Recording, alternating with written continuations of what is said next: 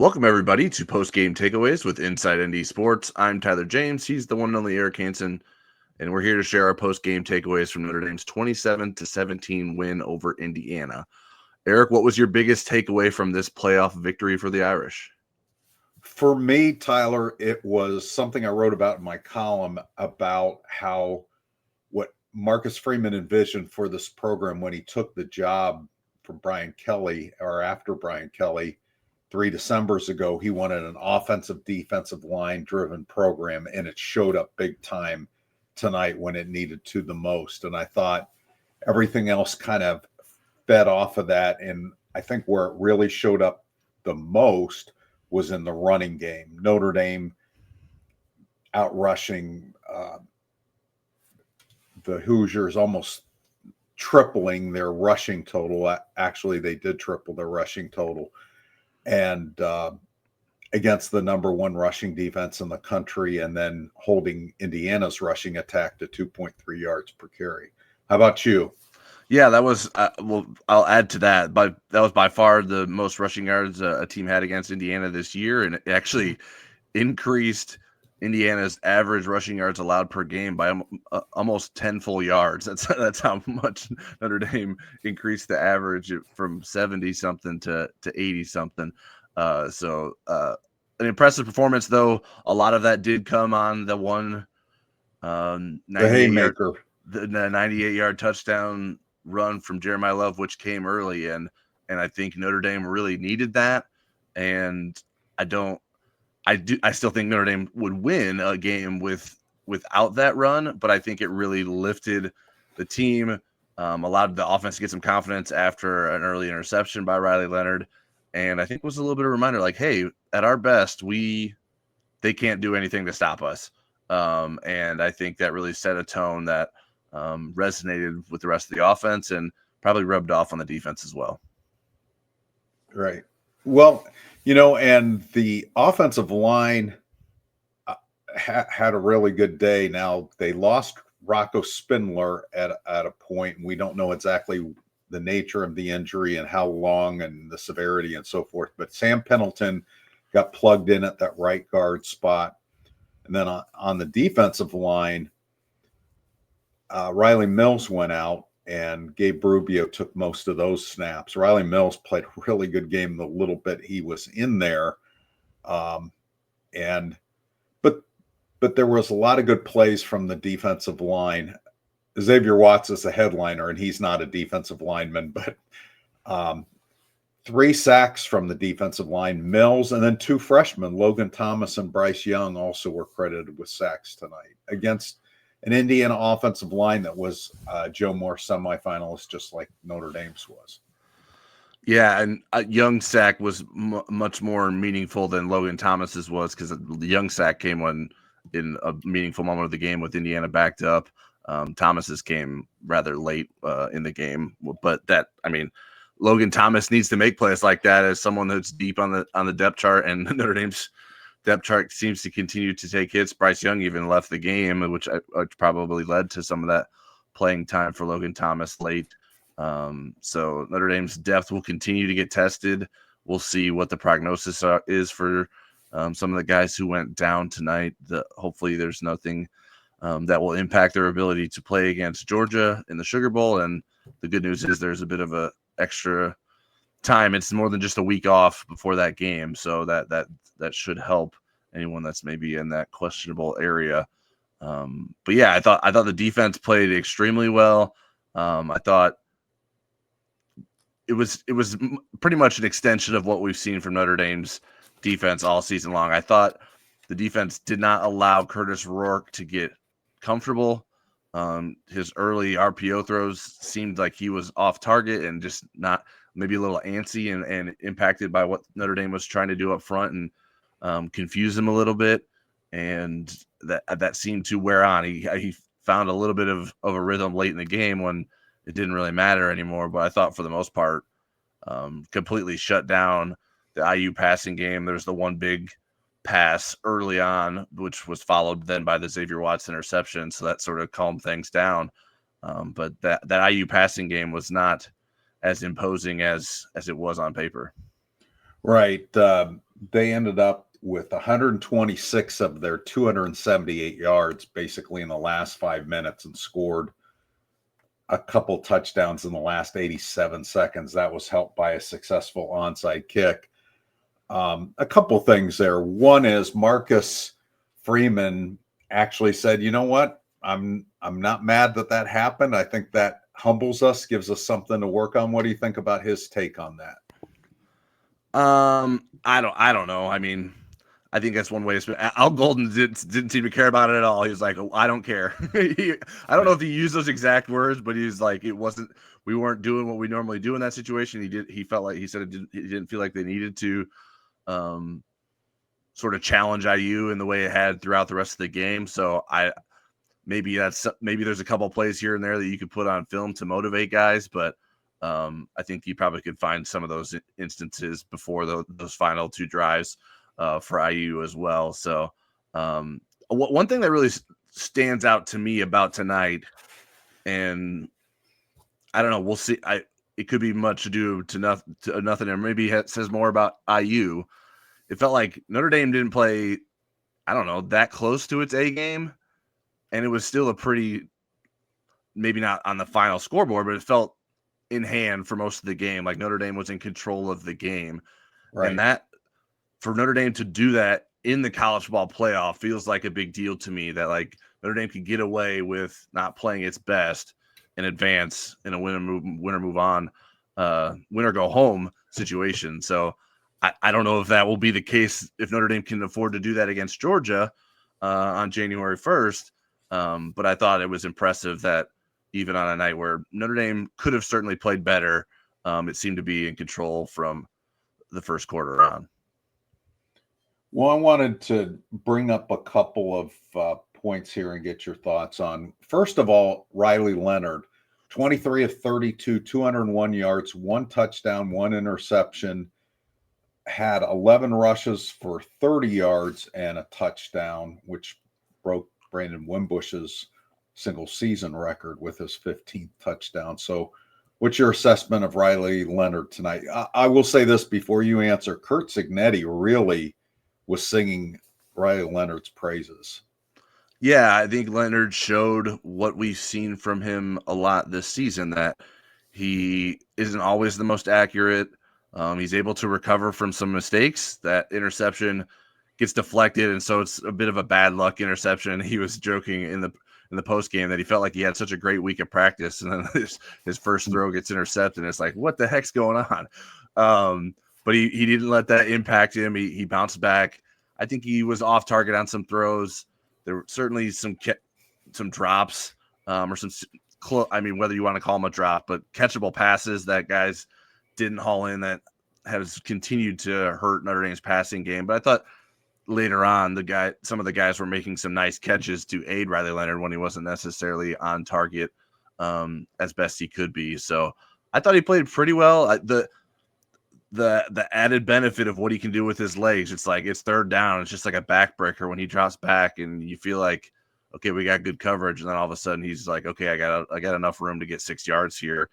And that's crushing for a defense to have to go up against and try to figure out answers to solve. So that was a big reason why Riley Leonard is in the position he's in, that he's able to do those things, and didn't have a big rushing total tonight, but I thought it had some really meaningful carries, and a lot of them on scrambles. Yeah, one of the things that Curt Cignetti mentioned was he just felt like, we got him, we're pressuring him, and he just said, man, he spun out of some pressures and really did a good job of keeping plays alive. So that doesn't necessarily show up in the box score. What it could have been a bunch of losses, and he didn't end up taking those losses. Jordan Faison got targeted 10 times tonight, had a career high 7 catches, season high 89 yards. What's your thoughts about Faison emerging at that outside receiver position? Yeah, an important development for Notre Dame. I think it's kind of what we thought Jordan Faison could be going into the season. Haven't necessarily seen a lot of that this season. His ankle injury doesn't help that, and just sort of the inconsistencies, and not in Notre Dame's passing game, and in a passing game that isn't necessarily reliant on one guy a lot, but he seemed to be the guy tonight that Notre Dame liked the matchups it could get for him.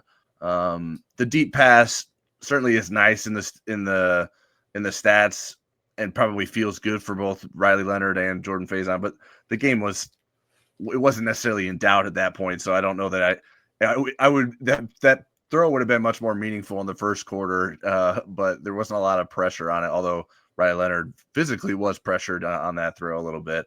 So I think it's good to see Jordan Faison fully healthy and the dynamic ability that he has. They got him involved with the reverse on a kick return as well. So someone that Marcus Freeman has sung his praises even when he doesn't necessarily show up in the box score. And tonight he had a performance worthy of showing up in the box score, and something that will give defenses a little bit more to think about when they prepare for Notre Dame as the season moves on.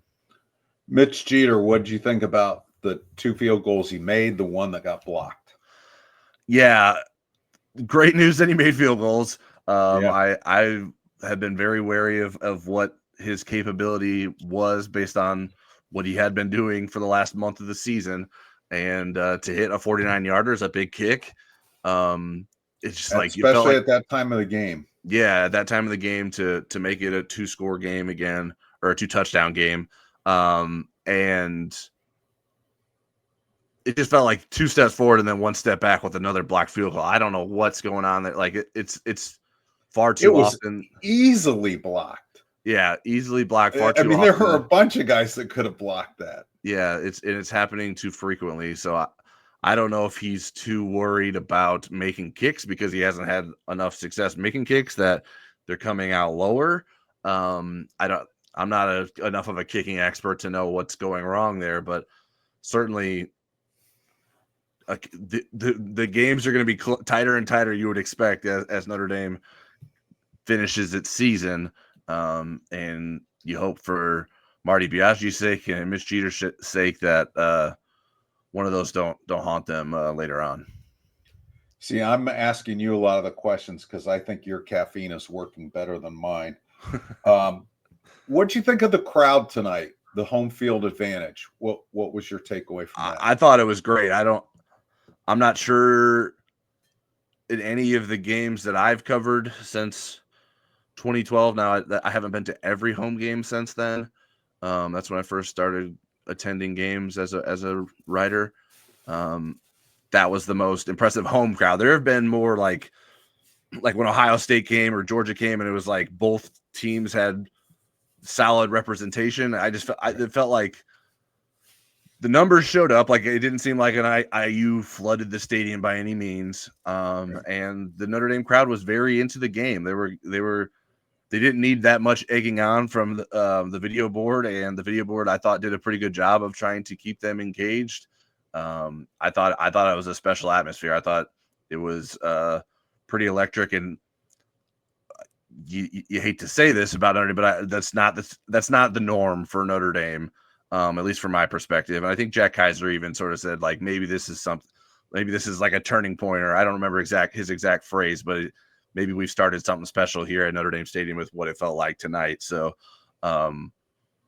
that's what I thought. What's you've been to way more Notre Dame home games than I have. What's your perspective on it? Easily the best atmosphere that I can remember at Notre Dame Stadium. Yeah, I would say there were moments in the Bush push game that would exceed that, but there weren't a lot of big plays tonight. So right, there weren't a lot of big plays, and people were fired up, and it was the weather wasn't great. But I mean, it was just felt electric. And I would say, too, the formatting of how Notre Dame ran the game was better tonight. I thought not having a DJ was a good thing.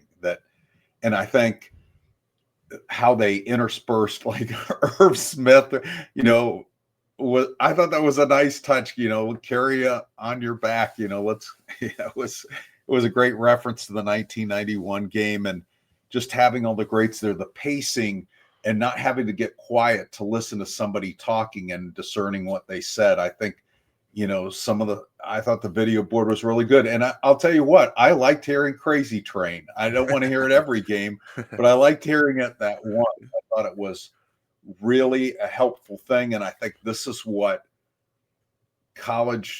the first round of the college football playoff should be, are games like this on campuses. This was really, I thought, special. Yeah, well, I'm curious if that came across to people who watched it on TV. Like, I think everyone that was, I did see some comments on that. Because yeah, I've seen plenty of people writing about it, even national writers talking about how great that was, and like this is what college football needs is playoff games and atmospheres like that. And it doesn't feel to me like, yes, it's obviously a novelty. This is the first one, but I don't see why it wouldn't continue to be the same sort of thing on an annual basis at home games, because only a few teams are going to be able to host those games on an annual basis. So right. I think it's pretty cool. Just going into the game, I was very excited to cover it. It just felt like a big moment, and it certainly lived up to it from my perspective. Yeah, I would say this is something I'll always remember. It's just a unique piece of history, and yeah, it was really cool. And there are some personal things that with Indiana having been the first team I covered, program I covered, and watching how a program gets built from 0-11 up. I learned a lot from covering that program too. You've been asking questions, so let me ask you one. Okay. What did anything you see tonight? I know you've already felt that Notre Dame could make a run in this college ball playoff. Yeah. Was that confirmed? Was that strengthened tonight? Or are there some question marks that you have coming out of this game? It was strengthened for me, and this is why. I think every team in the field is flawed. Right. Some more than others. And when you look at the statistics, there are. And again, you have to decode the statistics. If you look at Indiana and Georgia's national ranking raw numbers, Indiana looks like the better team by far. Yeah. Georgia has played so many more better teams. They've been tested, but man, they're 98th in the country in rush offense and 36th in rush defense. It's going to be really interesting to see if Notre Dame's lines show up in that game on January 1st in New Orleans. But I would say I'm more encouraged because I will say this. I feel like this team isn't going to let the moment become too big for them. And I know everybody likes to say that these days. That's a common phrase, deep dive and the moment too big. And I'm trying to get away from that. I got to think of a different way to say that. But since it's like 5:30 in the morning or whatever it is, that's the best I can come up with this much caffeine. And that's one thing I like. I think Riley Leonard is a good enough quarterback for Notre Dame to make a deep run. I don't think he's going to be the driving force to those wins, but I think he complements what they do well enough that they could make a deep run. So I'm encouraged. I think the Rocco Spindler injury isn't as concerning as not that Rocco's not a good player, but Riley Mills is a big part of what they do defensively. And I think that would be a real difficult situation if he has to miss the Georgia game. Yeah. And well, obviously we'll work to learn more in the coming days of what the prognosis are for those guys. I know Marcus Freeman wasn't asked about either specifically in the post-game press conference. He was asked about Riley Mills by Scott Van Pelt on SportsCenter. And he commented that he didn't think it was season ending for Riley Mills. So considering season ending it could be just one game away. Maybe that's encouraging. We'll see if he can get back in time. Rocco Spindler, it's total speculation, but he was out of his uniform, and typically, and I don't know that I saw any sort of like major bracing or wrap to indicate like a lower body injury. So maybe that's a head injury, because you're obviously not going in the game if that's the case. So And with 11 days out, that could be enough time, but obviously every head injury could be different. So maybe some reason to be optimistic there, but plenty of time to figure that out between now and January 1st. And well, I took you down a weird path. Let me go back to my thoughts about whether Notre Dame could make a deep run. What's your thoughts? I have been the one. I've been worried about Georgia. Like you have pointed out their flaws, and I've said I don't know. It's still Georgia. And when Notre Dame's going to have to meet Georgia face to face, I'm still curious what that looks like. Right now, it's a Vegas advantage for Notre Dame, which is shocking. Right. It's not a large one though. So yeah, but I mean, usually it's like double digits the wrong way, isn't it? Yeah. When they play Georgia.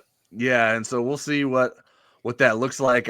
I do think like Jeremiah Love is an athlete that's good enough that doesn't matter who the defenders are, but obviously he can't do it by himself. He's got to have blocking and stuff like that. But I think his speed's going to translate plenty well, and I think Notre Dame does have speed on both sides of the ball that can translate against an SEC top tier team like Georgia. So it's going to be fascinating. I don't think it's going to be easy by any stretch. Even with Georgia going in, none of these games will be easy.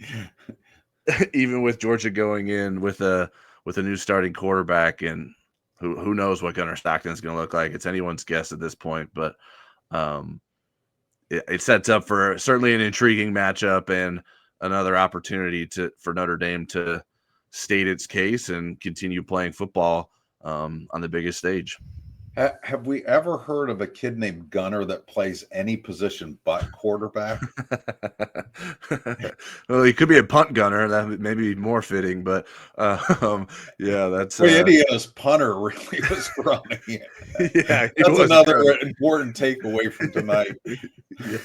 Yeah, they made him punt way too much, and he wasn't having it. So, but when we get to the punter talk, I think that means it's time to wrap up. I'll let Eric get to bed here. That is it from LaPorte and South Bend. Please hit the subscribe button and give us a like before you close out this video if you haven't done so already. We want to hear your biggest takeaways from the game, so let us know in the comments. And we'll see you Monday night for another Football Never Sleeps, and hopefully Eric will be plenty caffeinated by the time we get there.